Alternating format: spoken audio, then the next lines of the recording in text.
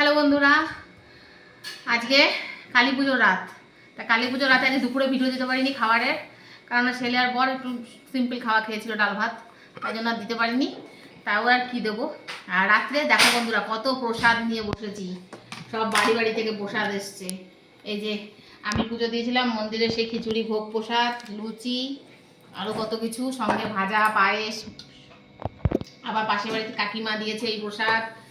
আবার আরেক জন পাশের বাড়ি, সে দিয়েছে এই প্রসাদ। সব একদম দেখো প্রসাদই প্রসাদ। আর আমাদের ঘরে হয়েছে রাত্রে এই যে আলুর তরকারি, সাদা আলুর তরকারি, পরোটা। কারণ ছেলে তো এসব খাবে না, এসব কিছু। তা ছেলের তো ওইটাই লাগবে, তাই জন্য ছেলের জন্য এটা করা হয়েছে।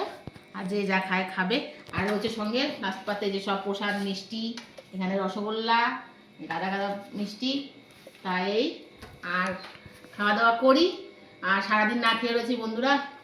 আমি সে একটুখানি প্রসাদ মুখে দিয়েই আবার সব বাড়ির ঘরের করলাম এ করে মোমবাতি টাতি দেওয়া, প্রদীপ দেওয়া সব করে এখন প্রায় রাত কটা বাজে, 11টা।